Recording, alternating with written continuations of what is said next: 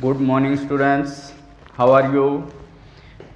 बेटा हम पढ़ रहे थे surface chemistry and in the last video I have told you that we are discussing about very important topics for the CBSE exams और we can say for the competition. तो बेटा ये चीज़ें आपको बड़े ध्यान से पढ़नी हैं, बहुत इम्पोर्टेंट है आपके लिए। जैसे कि मैंने आपको बताया था, ब्राउनियन मोमेंट बताया था मैंने आपको, बहुत इम्पोर्टेंट है। अब मैं आज आपको बताऊंगा टिंडल इफेक्ट। उससे पहले मैंने आपको डायलिसिस भी बताया था, मीन्स प्योरीफिकेशन ऑफ कोलॉइड्स, बहुत इंपॉर्टेंट चीज़ें हैं। तो आज हम बहुत ज़्यादा इंपॉर्टेंट चीज़ें पढ़ेंगे जिनका मतलब बहुत रोल है आपके अगर मैं बात करूं एग्जाम के लिए और कंपटीशन के लिए। तो ध्यान से देखिएगा, आज हम डिस्कस करेंगे टिंडल इफेक्ट। टिंडल इफेक्ट। तो बेटा टिंडल इफेक्ट क्या होता है मैं समझाता हूं आपको। Scattering of light, scattering of light by colloidal particles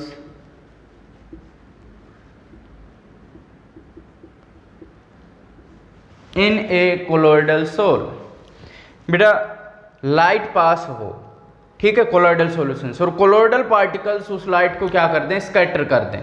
हमारे जो ये साइंटिस्ट हुए हैं बड़े ही खतरनाक थे, बड़े ही खौफनाक थे। उनको मतलब एक जुनून रहता था कि कोई चीज़ कैसे हो रही है उसका पता करना। जब किसी ने इनके बारे में पता किया कि ट्रू सॉल्यूशन क्या है, कोलॉइडल सॉल्यूशन क्या है, तो साइंटिस्ट हैं हमारे, उन्होंने क्या किया, उन्होंने एक सॉल्यूशन लिया। उन्होंने क्या किया, ये एक सॉल्यूशन ले लिया बेटा इस तरीके से, साल्ट सॉल्यूशन ले लिया, पानी लिया, ठीक है, और वाटर लेके उसके अंदर सॉल्ट डिजोल्व कर दिया बेटा। अब इसके अंदर सॉल्ट डाल दिया। अब आपको भी पता है कि वाटर के अंदर अगर हम सॉल्ट डालेंगे तो वो कैसा सॉल्यूशन रहेगा, वो ट्रू सॉल्यूशन रहेगा, वो कोई कोलॉइडल सॉल्यूशन नहीं है। तो इस चीज़ को देखने के लिए कि क्या डिफरेंस है भाई, उसने एक सॉल्यूशन और ले लिया। भाई साहब ने क्या किया, एक और वेसल लिया और उस वेसल के अंदर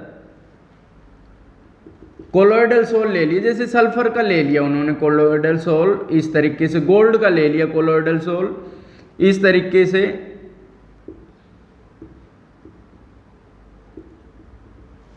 इसको ट्रू सॉल्यूशन कह दिया।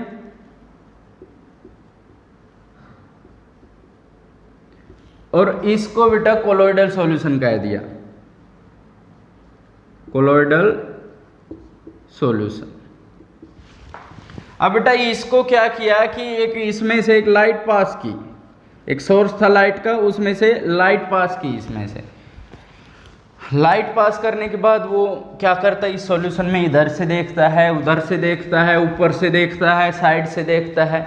साइंटिस्ट क्या कर रहा है, कोई देख रहा है कि भाई पता नहीं ये पागल हो गया या क्या कहानी है, क्या देख रहा है। वो इसमें से लाइट पास करके देख रहा है, उसको कुछ दिखाई नहीं दिया। फिर उसने वो सॉल्यूशन रखा और इसमें से जैसे ये लाइट पास की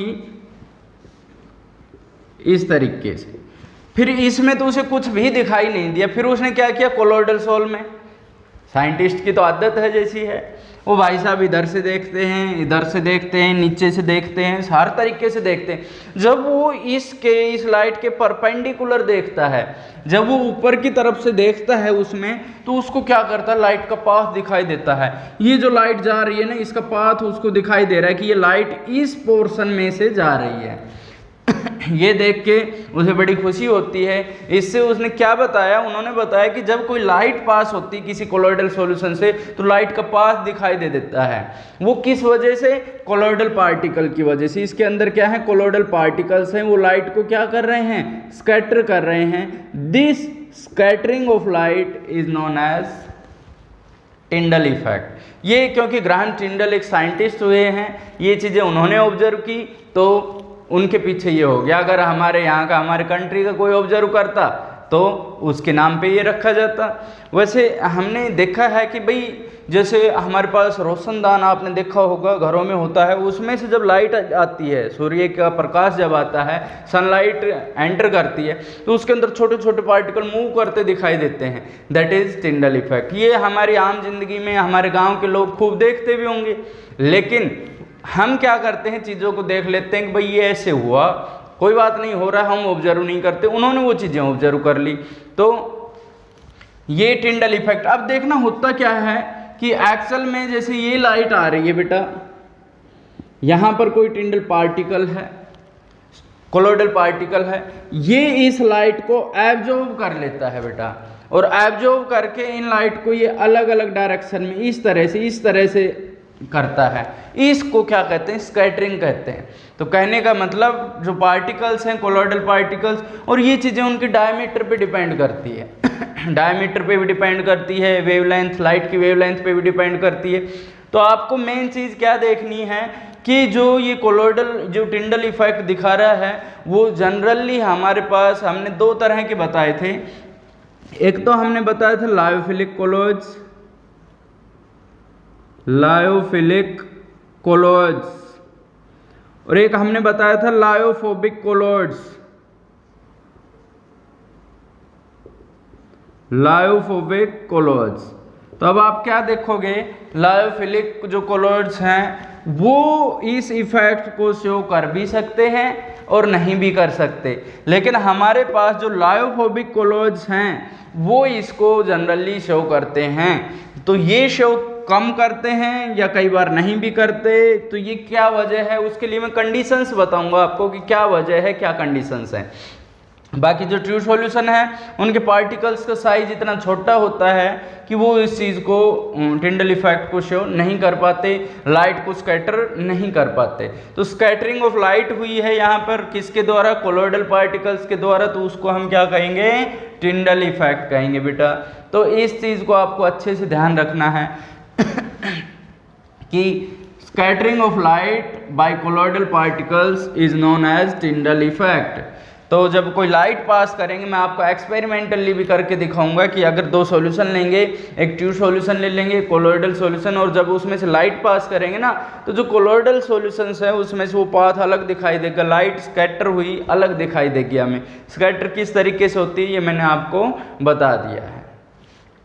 अब बेटा टिंडल इफेक्ट दिखाया जाता है, कुछ कंडीशंस होती हैं उसके लिए, कि कौन सी कंडीशंस है, conditions for Tyndall effect.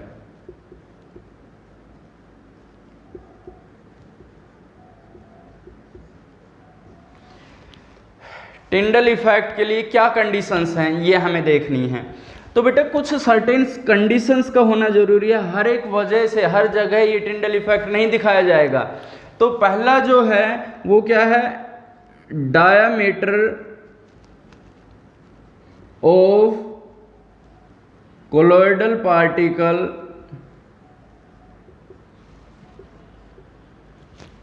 Does not much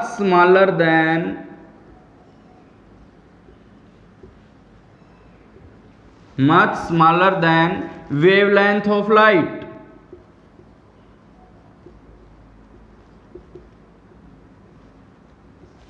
जो डायमीटर है वो much smaller than wavelength of light नहीं होना चाहिए।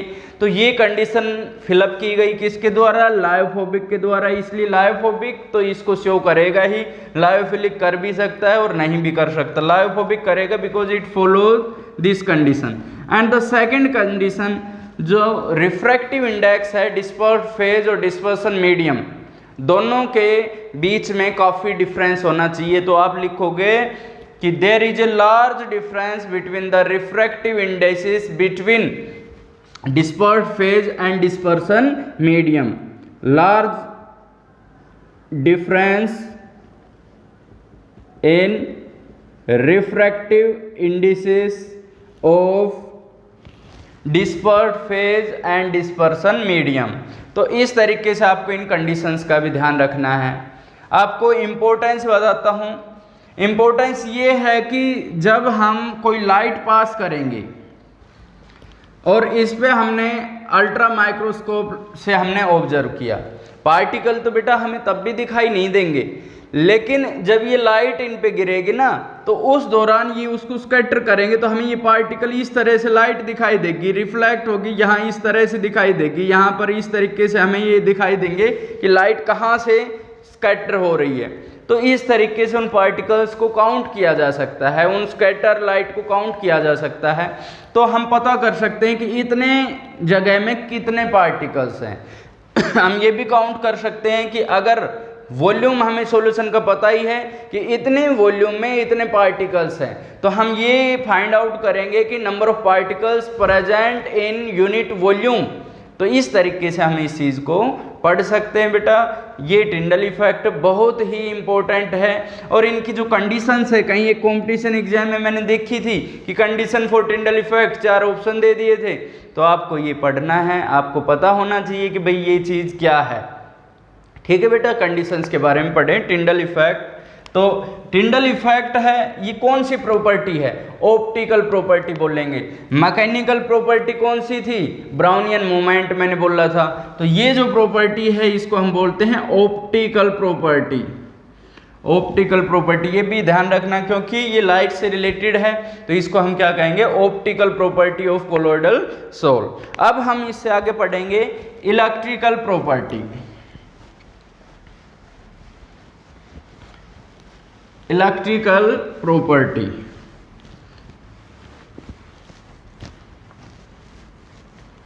बेटा फिर से मैं बता देता हूं, बहुत इंपॉर्टेंट टॉपिक हैं जो हम डिस्कस कर रहे हैं। तो अब हम पढ़ेंगे electrical property. Electrical property, electrical property का मतलब जैसे रिलेटेड है ये चार्ज से। तो अब मैं आपको बताता हूं कि कोलॉइडल पार्टिकल्स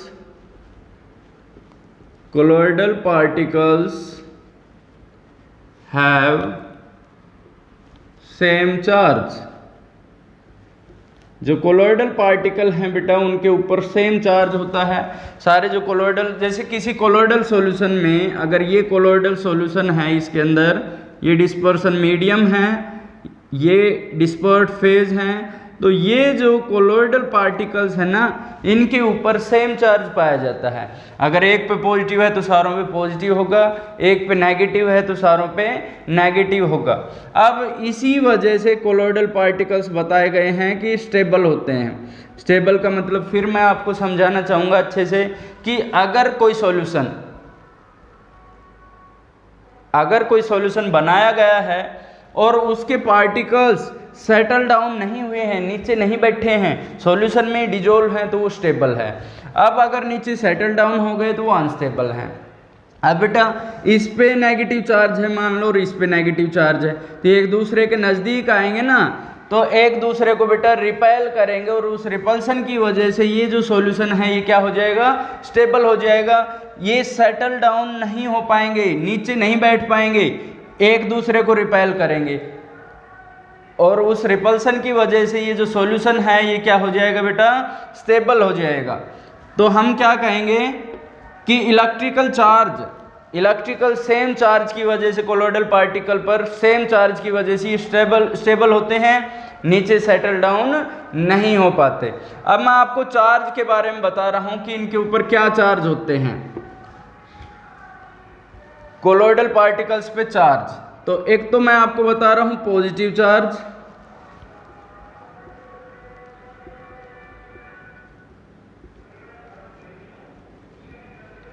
पॉजिटिव चार्ज, और यहां पर मैं आपको कह रहा हूं नेगेटिव चार्ज।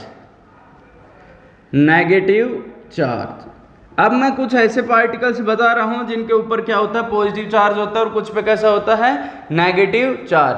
अब मैं आपको नंबर 1 पे बताऊंगा, जैसे कि हमारे पास है metal hydroxides.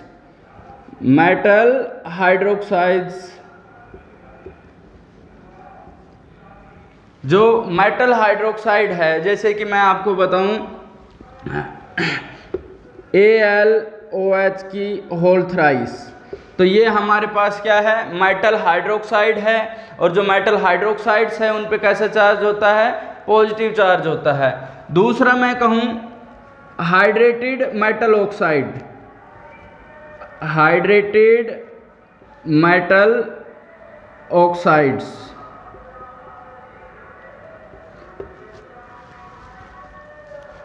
Hydrated metal oxide, जैसे कि हमारे पास है Al2O3 और XH2O, तो ये हाइड्रेटेड है मेटल ऑक्साइड। तो इसको हम क्या कहते हैं कि ये जो कोलॉइड्स हैं, ये कोलॉइडल पार्टिकल्स हैं, इन पे कैसा चार्ज होगा, इनके ऊपर पॉजिटिव चार्ज होगा।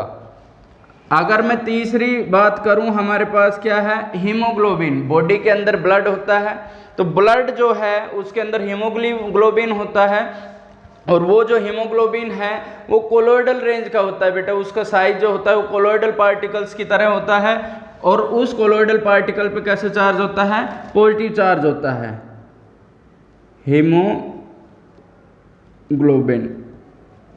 इस तरीके से। और मैं आपको बता दूं, जो डाइज होती हैं, बेसिक डाइज, जो बेसिक डाइज होती हैं, उन पे भी कैसा चार्ज होता है, पॉजिटिव चार्ज। जिसको आपको समझना है, ढंग से याद करना है। एग्जाम में बेटा आया हुआ है कि पॉजिटिवली चार्ज कौन सा है, इसमें ABCD ऑप्शन दे दिया, तो आपको ध्यान रखना है। इसी तरह से अगर मैं नेगेटिव की बात करूं, तो यहाँ पर हम लिख सकते हैं मेटल कोलॉइड्स। जो मेटलिक कोलॉइड्स होते हैं, जो मेटल होते हैं, जैसे कि मैं कहूँ कॉपर, सिल्वर, गोल्ड, ये सब कैसे हैं, ये बेटा नेगेटिवली चार्ज कोलॉइड्स हैं। सेकंड वन अगर मैं आपको बताऊं, मेटल जो सल्फाइड होते हैं, मेटल सल्फाइड की बात करूं, जैसे कि हमने एक प्रिपेयर भी किया था बेटा, AH2S3 आर्सेनियस सल्फाइड है, ये बेटा नेगेटिवली चार्ज होता है। कहीं एग्जाम में मैंने जरूर इस क्वेश्चन को भी देखा है कि इस पे कैसा चार्ज है, CDS है, ये जो है ये भी कैसा है, नेगेटिवली चार्ज है। तो अब मैं थर्ड वन की बात करूं, थर्ड वन हमारे पास क्या है, स्टार्च है, जेलेटिन है। तो बेटा इस तरह के जो कोलॉइडल पार्टिकल्स हैं वो नेगेटिवली चार्ज होते हैं। फोर्थ वन जो एसिडिक डाइज होती हैं, वो बेसिक थी, ये एसिडिक डाइज जो हैं ये कैसी होती है बेटा, नेगेटिवली चार्ज होती हैं। तो इस टेबल को आपको याद रखना पड़ेगा, आपको ध्यान देना पड़ेगा इस पे, कभी भी उसमें मत चले जाना, ये मत सोच लेना कि भाई ये तो वैसे ही लिख दिया है। कंपटीशन एग्जाम में इस चीज़ को कई बार पूछा गया है, CBSE में भी पूछा जा सकता है। तो ध्यान रखना, हीमोग्लोबिन पे कैसा चार्ज होता है, आर्सेनियस सल्फाइड पे कैसा चार्ज होता है कोलॉइडल रेंज में, ठीक है। तो इनको अगर आप पढ़ोगे तो आपके लिए फ़ायदेमंद रहेगी ये चीज़। इसके बाद फिर हम एक इम्पोर्टेंट टॉपिक उठा रहे हैं, क्या है वो important topic, origin of charge. कि इनके ऊपर जो ये चार्ज आता है, पॉजिटिव आ रहा है, ये नेगेटिव आ रहा है, ये किस वजह से आ रहा है। तो हम इस चीज़ को पढ़ेंगे, ओरिजिन ऑफ चार्ज।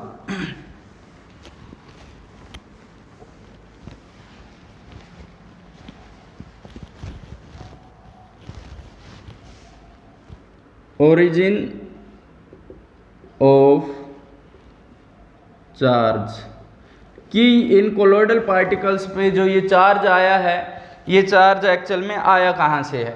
तो हम इसकी बात करेंगे।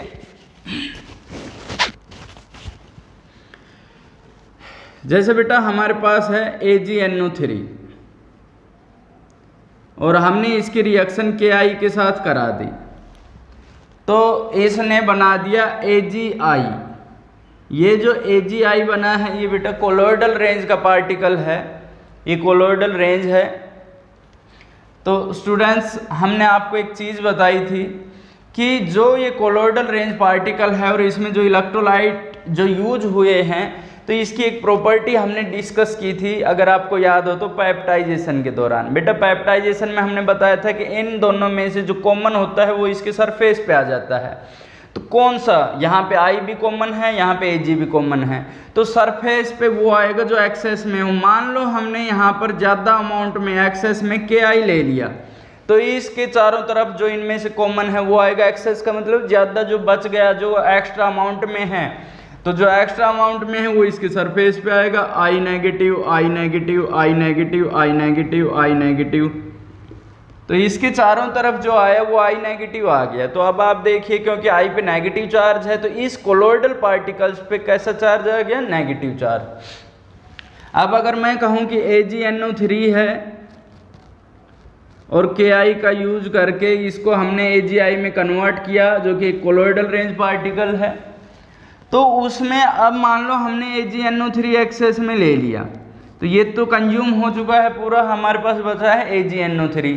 इसमें और इसमें कॉमन Ag है तो इसके सरफेस पे क्या आएगा, Ag positive Ag positive Ag positive Ag positive.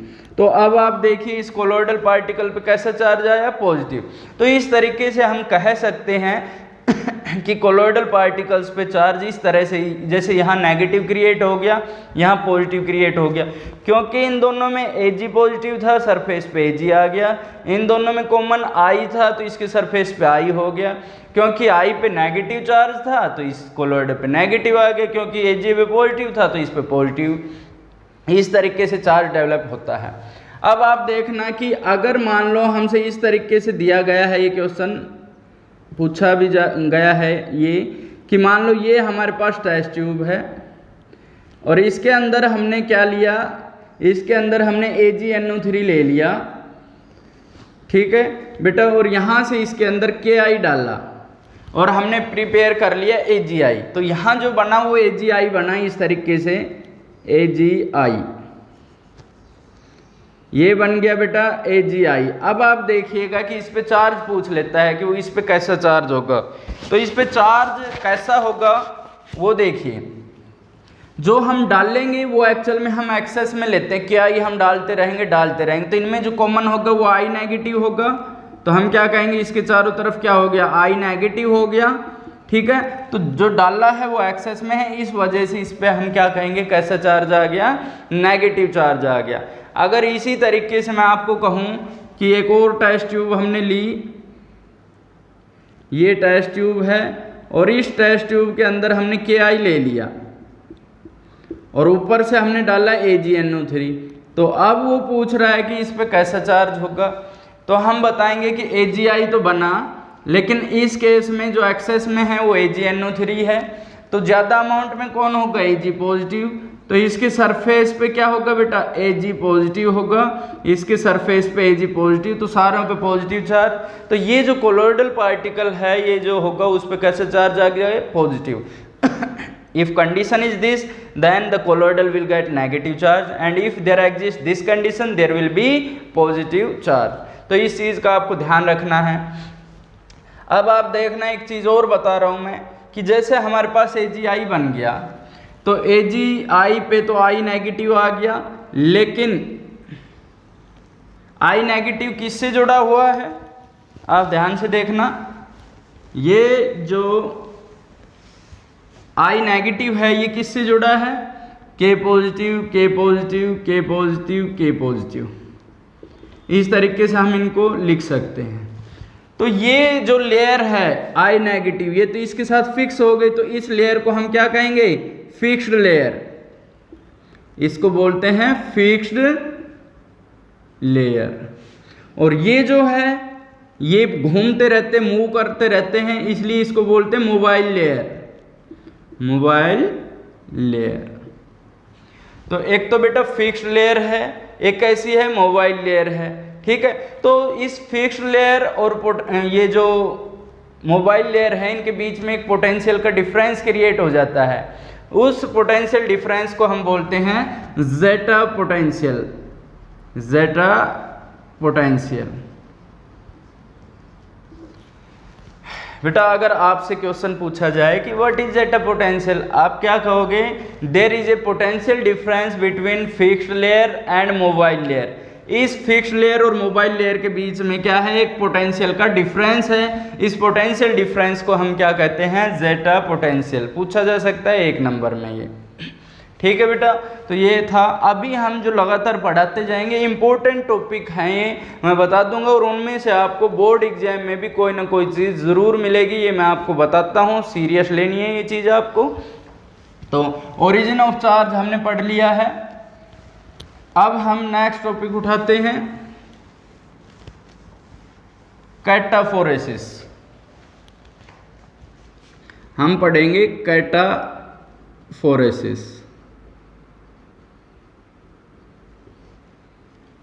Another important topic, इसको हम इलेक्ट्रोफोरेसिस भी कह सकते हैं।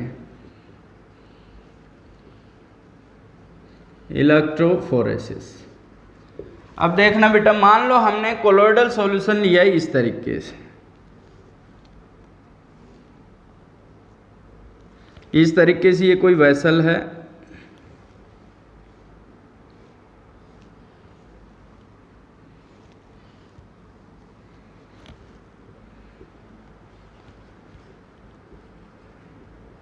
एक तरफ पॉजिटिव प्लेट है, एक तरफ नेगेटिव प्लेट है, और ये हमने ले लिया कोलोइडल सॉल्यूशन। ये सॉल्यूशन है बेटा कोलोइडल सॉल्यूशन, जिसके अंदर क्या एग्जिस्ट कर रहे हैं, कोलोइडल पार्टिकल्स कर रहे हैं। अब मान लो ये कोलोइडल पार्टिकल जो होते हैं, हमने आपको बताया था उन पे सेम चार्ज होता है। तो मान लो सारों पे कैसा चार्ज है, पॉजिटिव चार्ज है, इन कोलोइडल पार्टिकल्स पे पॉजिटिव चार्ज है सब पे। जब हम इसको कनेक्ट कर देंगे इस सेल से तो इलेक्ट्रिसिटी पास होगी। अब देखना बेटा, एक तरफ पॉजिटिव चार्ज है, दूसरी तरफ नेगेटिव चार्ज है, तो क्या होगा आप देखिएगा।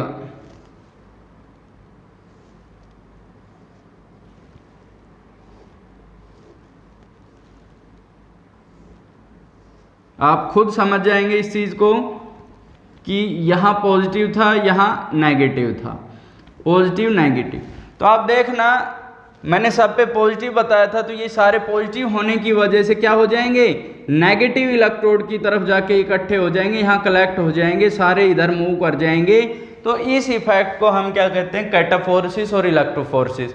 तो मैं यहाँ लिख सकता हूँ कि मूवमेंट ऑफ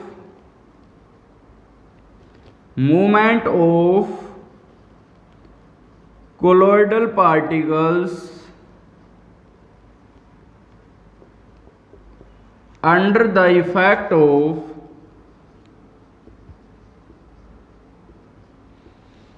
electricity।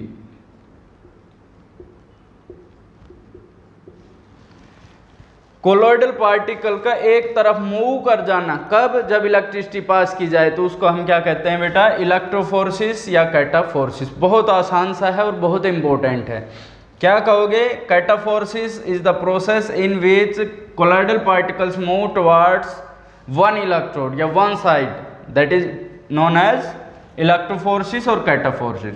बेटा पहले इसको कैटाफोरेसिस कहते थे। कैटा बना है हमारे पास किससे, कटायन से। तो पहले जितने भी कोलोइडल पार्टिकल्स हमें मिले थे सब पे कैसा चार्ज था, पॉजिटिव, इसलिए उनको कटायन कहते थे। कटायन की वजह से उनका नाम हो गया कैटाफोरेसिस।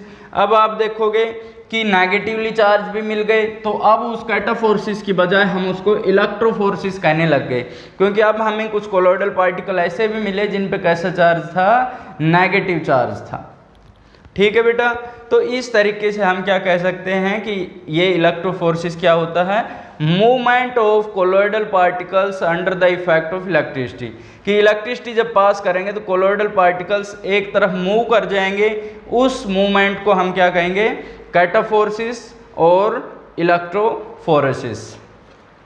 इसके बाद बेटा हम क्या पढ़ना चाहेंगे, इलेक्ट्रोऑस्मोसिस। वो हम कल पढ़ेंगे बेटा।